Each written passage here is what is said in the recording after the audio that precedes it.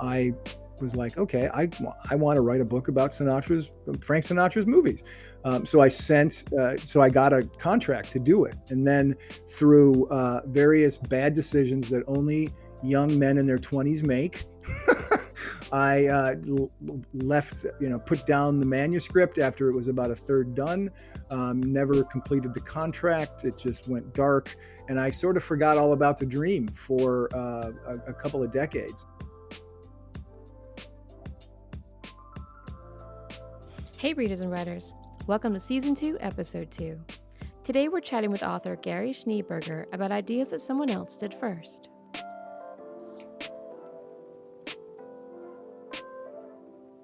Hi Gary. Hi Deb, how are you? Pretty good. How's your day going? So far so good. It is at the time that we're recording this, if it's okay to say when we're recording this. Yeah. It is. Everybody knows I record ahead of time. It is 10 days before Christmas. I live in southeastern Wisconsin. It is going to be 60 degrees today. That is incredible. I actually got to run outside with no jacket on. So I'm giddy today, not just because of Christmas, but because it's not snowing yet and it's going to be 60. Because it's a nice balmy 60 degrees in Wisconsin. Absolutely. Yeah. Meanwhile, upstate New York, it is cold and rainy, and I'm inside bundled in a big sweatshirt. Yeah, well, you're still warm. You're probably as warm as I am. You just have the sweatshirt as the accompaniment. So probably. So why don't you go ahead and tell the listeners a bit about yourself? Yeah, I am a longtime writer in various forms. It started in journalism professionally. My first paid writing gig was to be a TV critic. I then spent about 20 years as a daily newspaper reporter, editor, editorial page editor. And then, as they say in the news business, I went and joined the dark side of public relations. I've been doing that a little more than 20 years. And I have my own PR firm, which is called Roar. So my day job is public relations. My avocation, my love is still to write, just like it was when my mom bought me my first electric typewriter. That'll show you how old I am. Nice. She bought me an electric typewriter when I was 12, and I wrote scripts for my neighborhood buddies and I to act out. So that's awesome. That's where the book writing comes in. I wrote a book. My first book is called Bite the Dog, Build a PR Strategy to Make News That Matters, which is sort of my manifesto on what makes good public relations. And my second book is a film by film examination of the films of Frank Sinatra, called Frank Sinatra on the Big Screen. So that's kind of my day job, public relations. My avocation, fun, write it on the weekends is book writing. And I wrote my first book solo, but the Sinatra book co-written with my best friend since college, who is a well-known film historian with 30 books under his belt. So he and I wrote the Sinatra book together, and we've got contracts for 3 others on 3 other. Oh, wow. Nice. Yeah, folks. So, or film series. So we'll be quite busy for the next 3-4 years. Especially since that's just your weekend job. You'll be very busy. That's right. So I'm curious, why Frank Sinatra? Oh, well, your listeners can't see this right now, but as we're talking on video, I have a fedora on.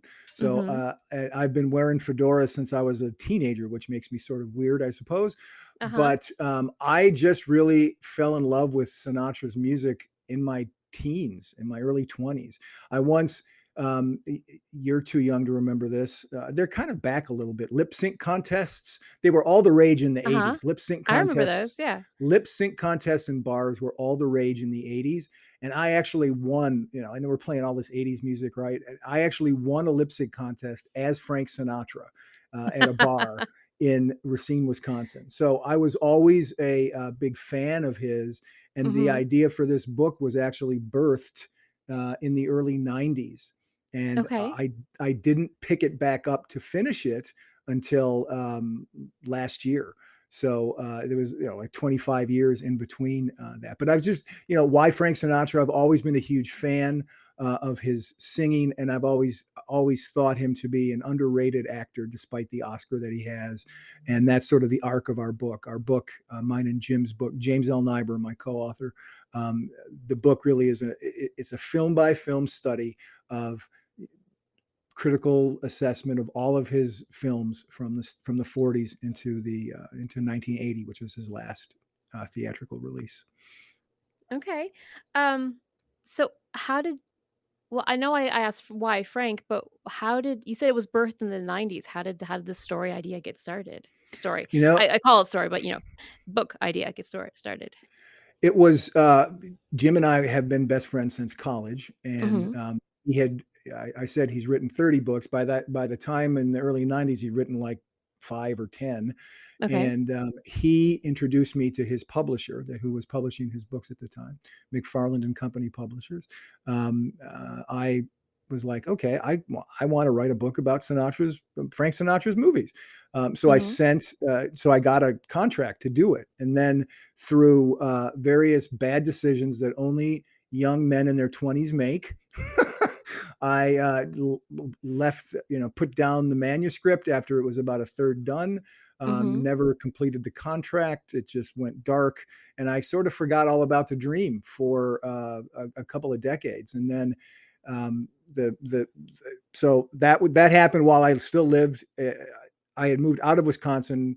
I was in Iowa working in journalism, but Mhm. then I moved all over the place for various journalism or public relations jobs. But in 2016, moved back home to my hometown in Wisconsin. Jim and I got to see each other more often, and just through shooting the bull one day, we're like, you know what? Why don't we? I've still got the manuscript, a third finished. Let's. And here's the crazy part. The book Uh-huh. is being published by the same publisher. They've turned over, I guess, and people who run it now, but Uh-huh.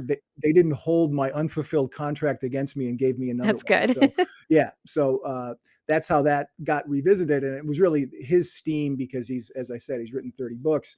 Mhm. I've written one, and it's not a film study book. That they because he's doing it. We like to joke he's like Robert De Niro in film study, Okay. in as a film historian, as an author, in those kinds of genres. So I sort of my idea, my passion, but I'm sort of riding his coattails for sure in getting the contract, and now they're going to put Right. it out. So Interesting. What was it like working with somebody else to write a book? I've you never know done it. I'm always interested in that.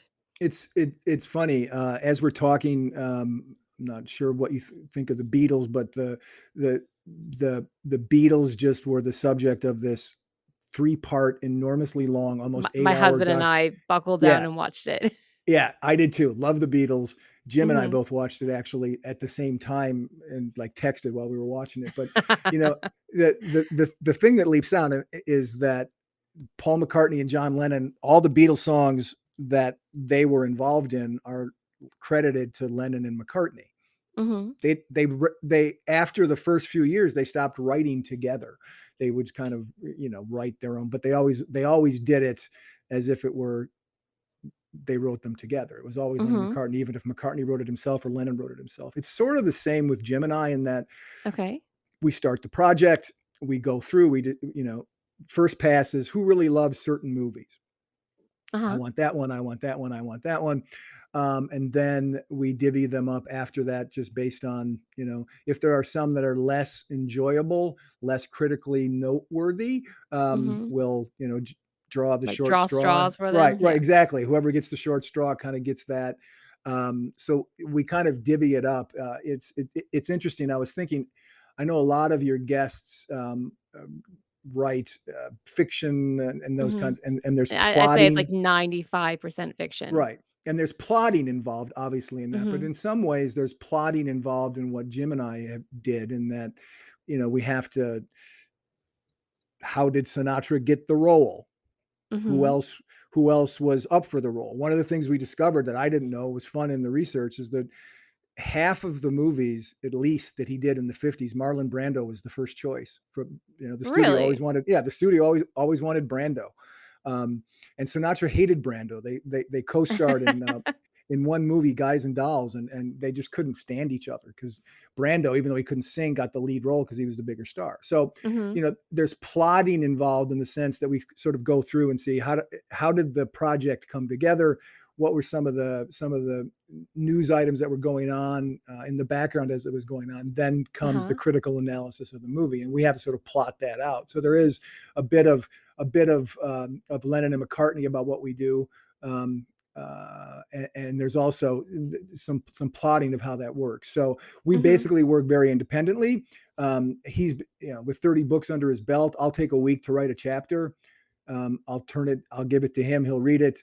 2 hours later, he'll have finished the next chapter. So he's very good and he's very fast. And Mhm. I hope I'm reasonably good and I can write pretty fast, but I'm nowhere near him on that Right. level. So You said you were when you're referencing the plotting, how much research are you doing for each movie oh, before you leave? a lot. I mean, I was just reading through my what I think to be Sinatra's best movie. It's a movie called Mhm. Pal Joey, which came out in 1957.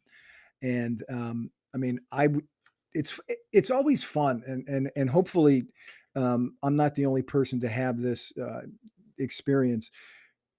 After I write something and I just sort of put it on a shelf, and we finished this Mhm. manuscript a year ago, and I haven't looked at it much. And I was reading it in advance of our discussion. And I'm like, you know what?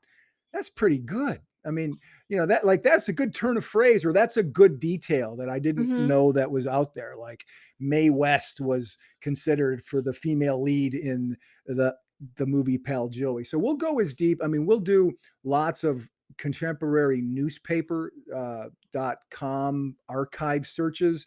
And what's Right. fascinating, especially about Sinatra being most active from the 40s through the 60s, is that was the height in Hollywood of the gossip columnist. There was coverage all over the place about those kinds of things. So it was easy to find tidbits that I could see that, yeah. you could attach to the story behind the story of how the movie got Mhm. made. So I'd say that that's a very long answer to your question. A shorter answer would be I the like long answers. for those movies that are in the 40s and 50s in particular, there's a lot Mhm. of good backstory. And then once you get into the 60s, it sort of fades away. I mean, there's still good stuff, but it's not nearly as rich. Like there's not Right. stories every day. You do a search for Frank Sinatra in 1957, and like 800 things show up every day because he was just so big at the time. Right. I suppose by the 60s, they're starting to talk about the Beatles. Right. And he, I mean, one of the overarching premise of the book Mhm. is that Sinatra started out in movies in the 1940s because he was a famous singer. And Mhm. studios said, this guy sells a lot of records. Let's He'll put him in sell a lot of movies. movies too.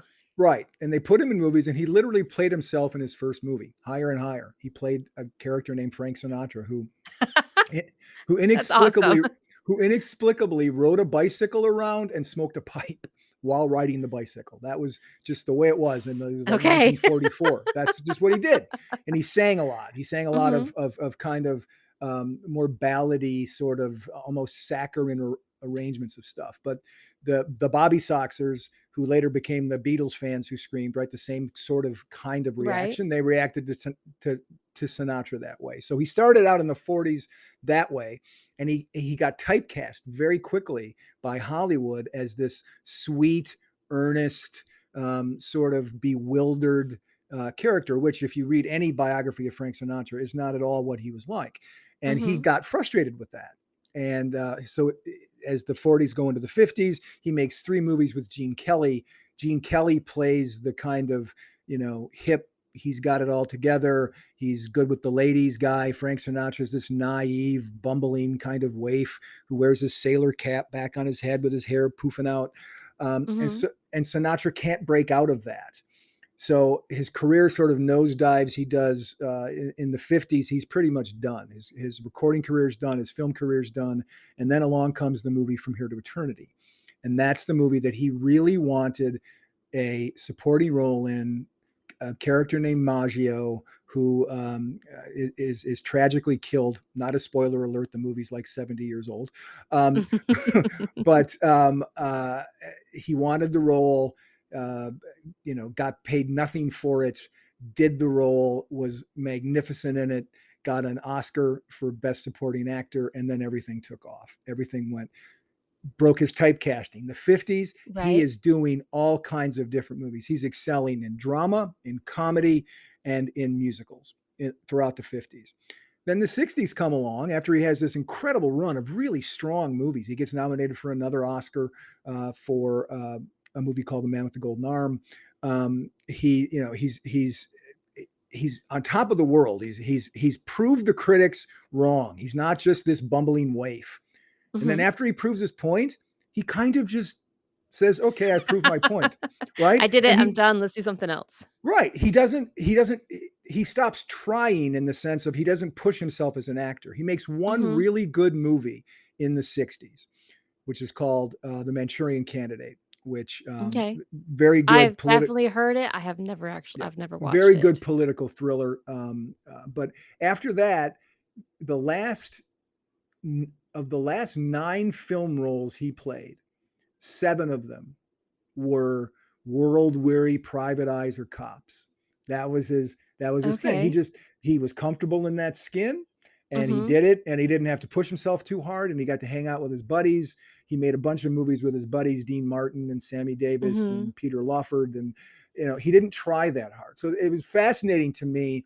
That was the arc that I had sort of mapped out. I had plotted, if you will, in the Mhm. early 90s. Sinatra typecast, works hard to not get typecast by the studio, breaks out of the studio typecasting, sets his star, and then typecasts himself as this world weary private eye because he proved his point and doesn't care anymore. Right.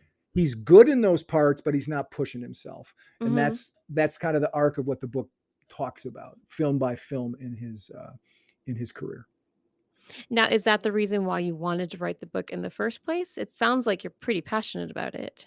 Yeah, I mean, I was struck. Nobody at the time, and no one still to this day, Mhm. no one at the time in the early 90s, and no one to the time now has looked at his career from that perspective. This idea that people have talked about his movies, but no one's done a film by film. And that's what my friend James L. Nyber, really Mhm.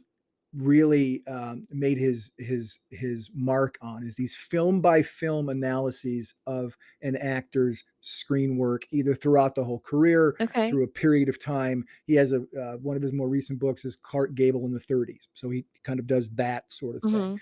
So I was fascinated from my 20s with this idea that this guy who I like so much was like, okay, I'm going to prove you wrong, Hollywood. You think I'm only this? I have half a dimension, not even one dimension. I'm going to show you I have many dimensions. Okay, Mhm. I've proven I have many dimensions. Now I'll just go back to one dimension that I like, which is playing a cop, and I'm just going to Uh-huh. keep doing that. And he's really good in the roles, but they just don't cause him to break a sweat. Mhm. Um, Now, obviously, Frank Sinatra's had a lot of work done on him, about him. Um, was that hard to do? That, that he has so many other biographies, autobiographies, analysis, like, did that make your job harder, or did it actually make it easier because you would have more research capability? That's as an old journalist, let me say that's a great question. Oh, Um, thank you. it's it was mostly easier because Mhm. it's kind of like anything in writing. You want to know where you're going to camp out and what you're going to write about. I've never been a Mhm. guy who outlines writing much. My first book I outlined, but mostly I just kind of get started, get on the on ramp, and see where the off ramp is when I'm there. But because there's been so much done on him, there's been so much Frank Sinatra as a singer, there's been so much his personal life, he was a bit Yeah, of a he's a public figure in every way, like, right. everybody knows everything about him. Yeah, he lived large, he played hard, he did it his way, right? That's one of his songs, Mhm, "My Way." But nobody has really ever done until Jim and I did this. No one's ever really done stopped long enough to do a film by film, not just trivia, not just here's the plot, but a mhm, critical analysis of his performance within the context of the film's the film, how it fits into the milieu of when it was released. And he did some mhm, movies that touched on some topical subjects over the course of that time, Manchurian Candidate being one of them. mhm, And then sort of marked his arc as as a performer, as someone. I mean, it's so common. How many times do you hear of people right now? It's especially true with superhero films being so big. How mhm, many times do you hear about an actor who's, like Robert Downey Jr. is a great example. right, Every movie he's done, with the exception of the Sherlock Holmes movies, hasn't done all that well, besides because everybody sees him as Iron Man now. He's typecast as mhm, Iron Man. He's trying to get out. So this idea of typecasting, he fought the studio, and this was the day when studios had all the power in the 40s. I mean, they uh-huh, bought and sold contracts. You had nothing you could do. You just had to go, and you got loaned out and had to do. He broke through that. He established himself as a serious comedic and musical star in films, and then he had the confidence and the guts, and if I can't say this, you can take it out, and the balls to say, I've arrived, I've done it, I like making movies, I'll still make them, but I like to have a gun in a holster, and I like to be world weary and be quippy and go. Fascinating story about that. So you yeah, undoubtedly have seen Die Hard, right? The movie Die Hard with mhm, Bruce Willis. Okay, yep, so classic. when they made that movie in 1988, 87, Mhm. 88, the person who had the first right of refusal to the part of John McClane was Frank Sinatra. Are you serious? How Frank old was Frank at Sinatra. that point? Frank Sinatra at the time, he's born in 1915. He would have been 73.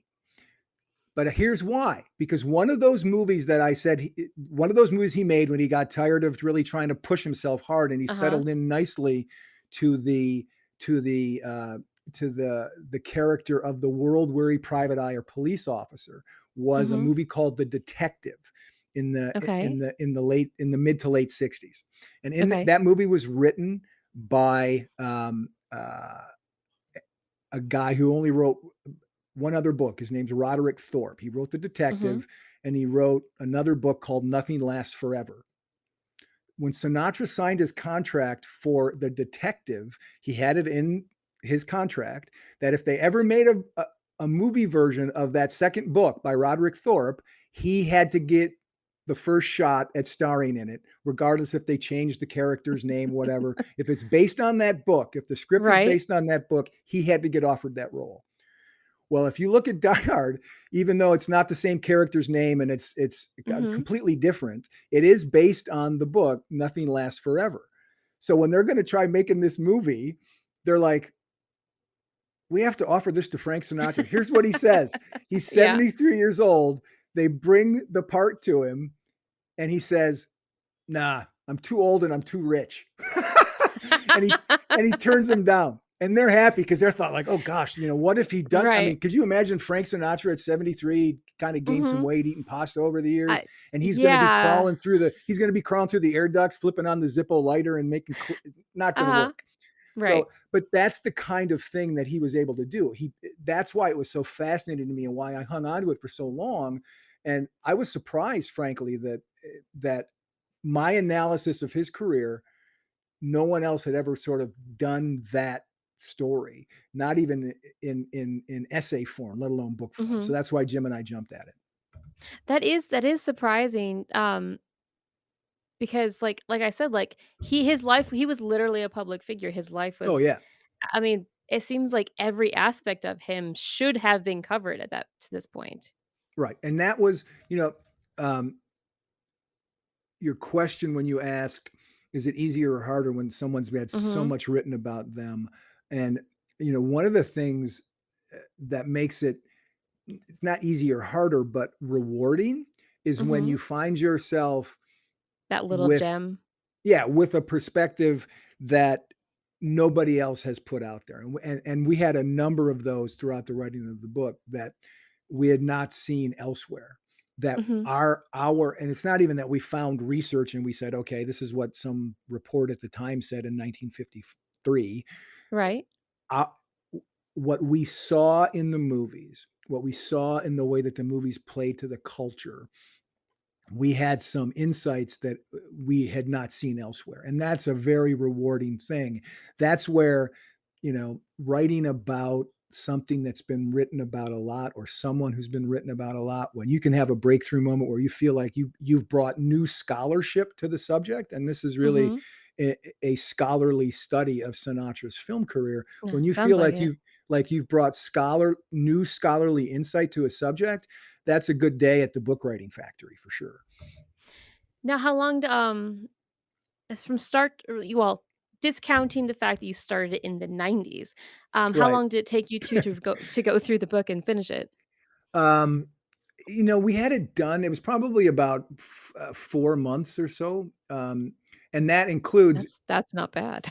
nothing, none of those old chapters Mhm. survived as they were written. I mean, Okay. one of the things you realize when you take a manuscript and stick it in storage for Mhm. 25 years is just how much you weren't a great writer necessarily when you started it, right? How you've learned more I find things. that in just, like, a two-year manuscript, it's like, "Damn, I wrote that? That's Oh, awful." I know. I find that overnight. Like, it's like, I'm just gonna Mhm. sleep on this. Right. What was I Yeah. thinking I when I can wrote I can that? totally identify that. You think you're the boss, right? Like, "This is so good." You come back the next day and you're like, "This is crap."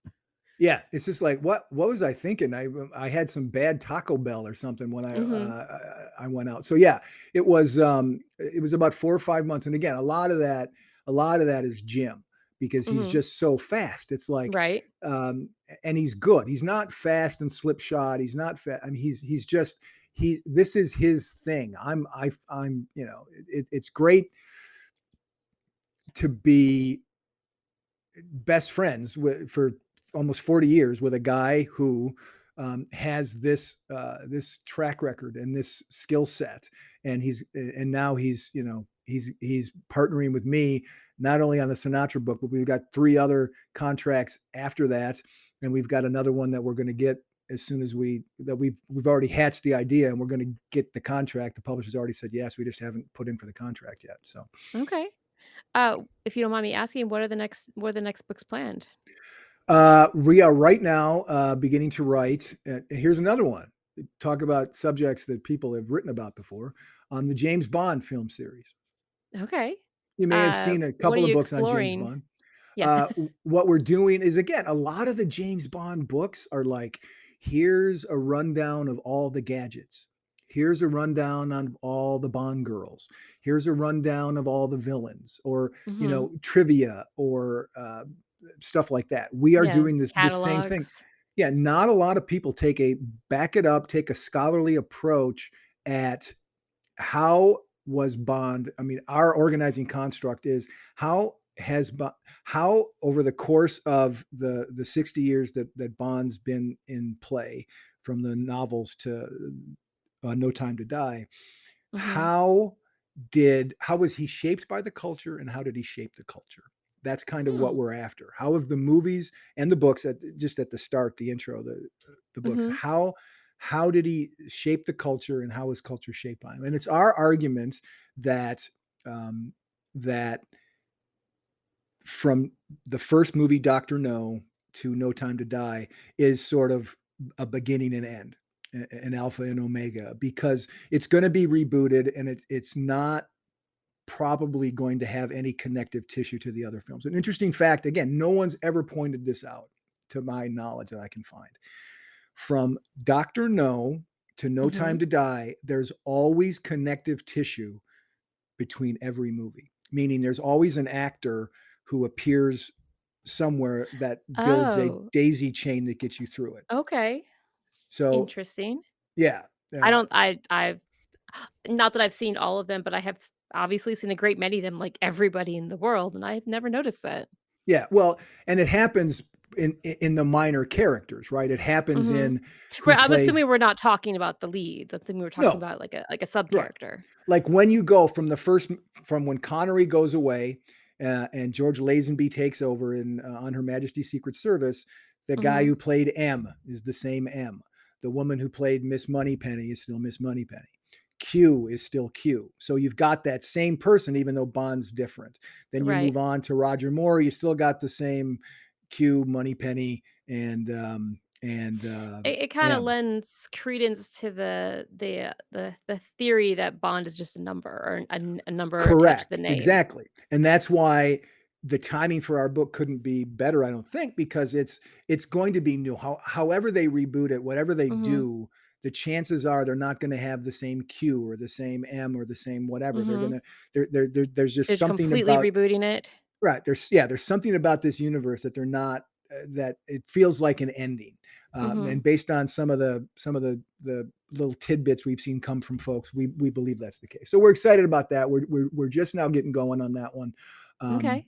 But then after that, we're doing the uh, noteworthy Burt Reynolds films. Jim has this Okay. thing that he does where it's kind of like the essential series, because Burt Reynolds toward the end of his career made a lot of bad direct to video movies that aren't really, you know, Mhm. good to assess in a critical sense. But I mean, he was the box office star of the 70s. And Right.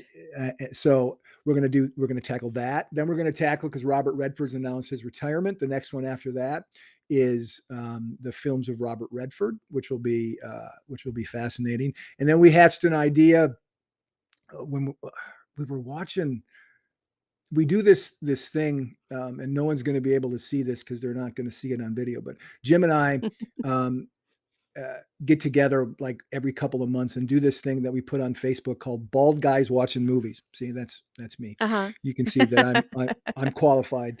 And Mhm. we watched a Sylvester Stallone film called Fist. It was the like the second movie he made after Rocky made him a star, and it was when he was still Okay. acting. He was still like really working to be an actor, Right. and he was good. And it was directed by a man named Norman Jewison, who also directed some really high-profile pictures like Rollerball, the first Rollerball, like Moonstruck, the movie that starred won Cher an Oscar. Mhm. So we're then going to do a look at, and he's still alive. He's like 94 years old. We're going to do the Norman Jewison films after that. So we've got a pretty packed slate for the Nice. next 5 years or so. So, what was the most difficult part about writing I don't know, writing this book about Frank? I mean, was it the research part of it? Was it working with a partner? Like, what was the part you found the most difficult? The part that was most difficult for me was there are some, and I know this because I've worked in journalism as a critic. Mhm. Um, and oddly enough, I've worked in journalism as a police reporter, and I'll explain how this relates. Okay. There are That sounds movies interesting. there are movies I really like of Frank Mhm. Sinatra's, but objectively, they're not that great. The hardest Okay. part was taking something I really enjoy and Mhm. analyzing it and putting it in the proper context of, is it a good film? How does it measure up to his other films? Okay. That sort of thing. And the one I'm It thinking of was the most is he and the very first movie that he and his Rat Pack pals made was Mhm. Ocean's 11, which was the Mhm. one he made those before George Clooney did. Right. And I've loved that movie since it came out, because it was just like I was a kid. I was in Mhm. my 20s, and Frank is smoking cigarettes and drinking, and having a, Mhm. a gay old time with his pals. But and I wrote a chapter on it in 1992, which was glowing. Then I had to sort of back up when I came back to it, and I had to go, okay, well, yes, it's enjoyable, but is it, you know? So I don't trash it, but Mhm. I don't herald it either. Okay. And that's You kinda have to and set aside your own bias and look correct. at And it and through a that's certain why frame. and that's a perfect segue to my answering what I said about I've been a police reporter. and a Mhm. court reporter in journalism. And one of the things you have to do if you're covering a trial and someone's on the stand, I mean, you have opinions as a reporter. Right. Someone's the guy who's on trial is up there testifying about how he didn't abuse this, or the woman who was abused by him is testifying about it. You're thinking this Mhm. guy's guilty and you want to hang him, but you can't Right. because your job is to be fair. Mhm. You're not going to be unbiased. That doesn't exist. You have bias, but you can't let your bias show up in your reporting. Same Mhm. thing. I'm biased toward Ocean's 11. I'm biased toward a couple of other Frank Sinatra films, but I've got to, in a scholarly treatment, I've got to give it the, I, I've got to frame it up and put it in its proper context, and that could be hard sometimes because it wasn't like, I was saying things I didn't believe. I believed if Right. I analyzed it, the movie wasn't technically great in certain ways. I Mhm. believed Sinatra didn't even have a single bead of sweat begin to form on his brow when he made it because he just didn't. Uh-huh. He was just kind of cackling through the movie. It was enjoyable, but was it a good movie? And that's the contrast that over the course of 25 years I was able to embrace because I couldn't have done it when I first started. Yeah, it does seem like that would be hard because I don't know. I imagine if I was doing it, I probably wouldn't catch it. Like I would just be writing and thinking about the subject, like Frank Sinatra, then his movies, and I wouldn't even catch that I'm being biased Yeah. until a second or third read through, probably. And that's one of the things about working with a partner, especially Jim, True. who's known me since I was 17 years old.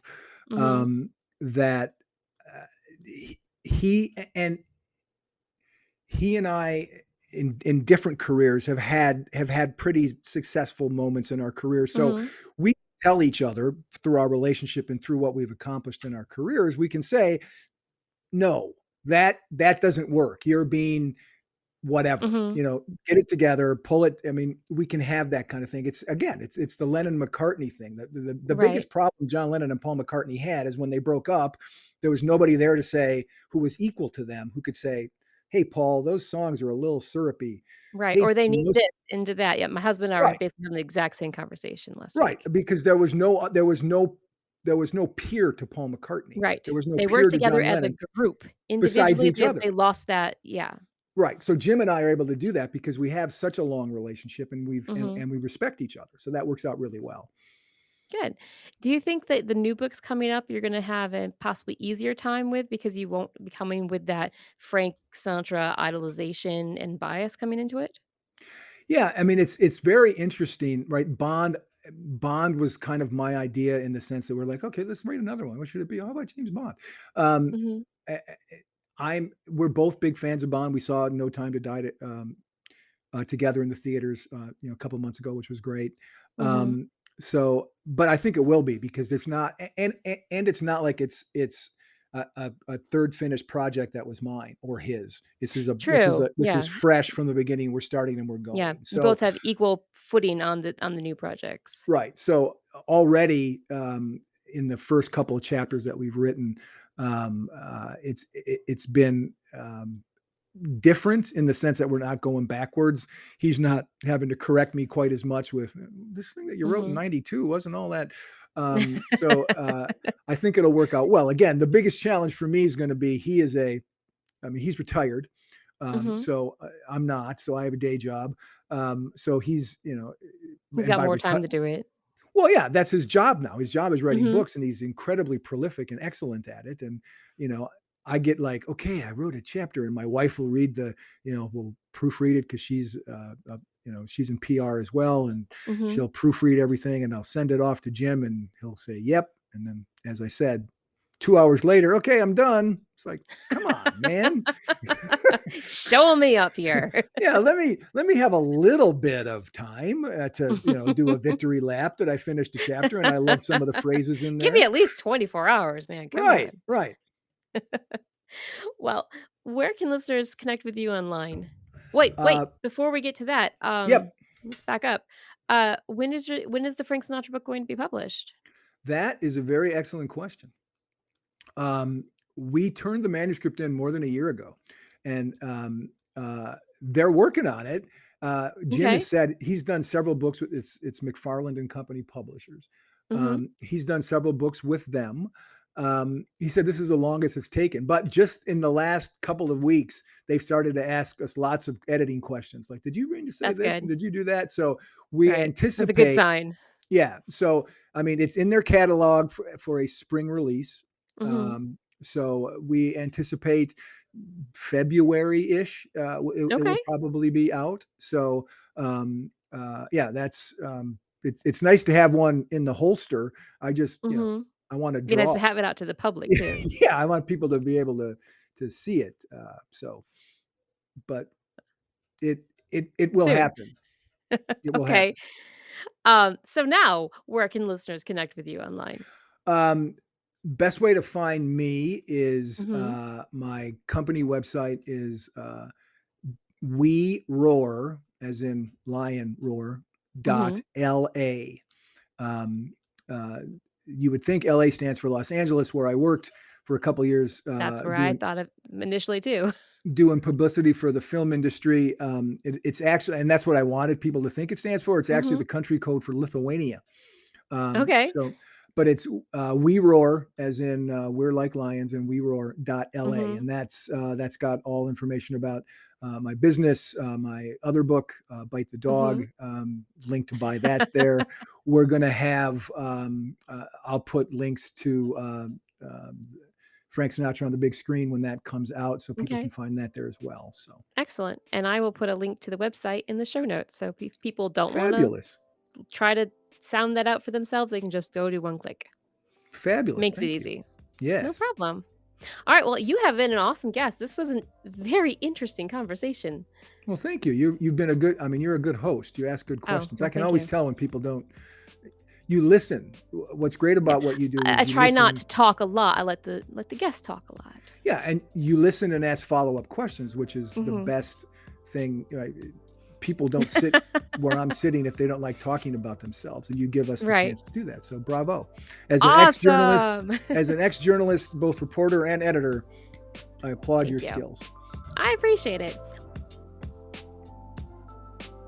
Join me next time when I'm going to talk to Laura Lewis Barr about fairy tales. Until then, keep reading, keep writing, and go do what you do best. You got this. Read and Write Podcast is edited and produced by Deborah Zebarth. Theme music was written and performed by Zed Bradley.